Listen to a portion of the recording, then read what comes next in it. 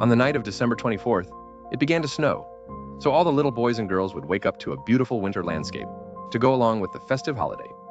Everything was blanketed in a thin white layer of perfect, undisturbed snow. Not even the roads were plowed. I felt pretty awful when left the house and left footprints in the snow. I tried stepping as lightly as possible, as if trying not to leave a single mark. When I left the house, it was still dark, and had been Christmas for no longer than an hour or two. There weren't any sources of light, aside from the Christmas lights that decorated the adjacent houses. The snow on the ground was fresh and silenced my footsteps as I walked to the backyard and got a ladder from the shed. I brushed the snow off of the ladder, put it on my shoulder, and began carrying it with me to the neighbor's house.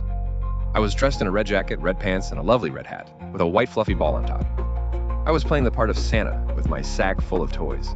As I climbed the ladder up to the roof, I mumbled a soft, "Ho ho ho," and chuckled to myself. I found the chimney and slowly began lowering myself down. It was covering my cloths in black soot. When I reached the bottom of the chimney, I stepped into the living room of the house, leaving black footprints on the hardwood finish and rug. The first thing I noticed was the beauty of the tree, dimly lighting the room with an array of color. The ornaments on the tree complemented the lights brilliantly, by reflecting the light throughout the room and almost sparkling. There were also stockings lined up along the chimney. The stockings had names on them like Sean, Eva, Mom, and Dad.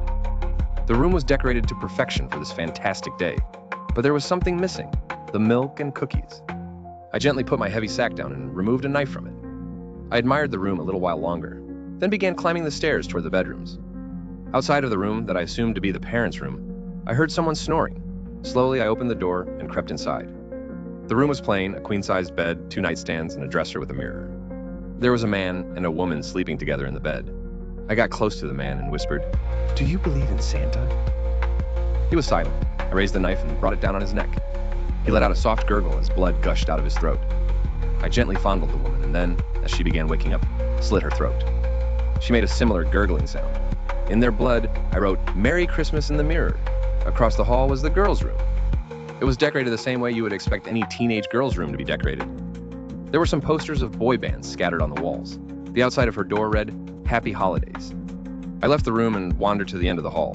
This must be the room of the boy. I opened the door and to my surprise I saw a little boy with a plate of cookies in his lap and a glass of milk on the table. "Hi, Santa?" I nodded slowly. I walked over to the boy, took a cookie and a swig of milk. "What would you like for Christmas?" "My sister, I want her back." "Oh, she's gone." "Yeah, she disappeared and I want her back." "Please, get her back." I took a good look at the boy. He was no older than 9. I picked him up and snapped his neck. "Merry Christmas," I whispered. On my way out, I emptied the contents of my sack under the tree. The body of the missing girl. As I left, I felt terrible, as I made footprints in the snow. The footprints had traces of blood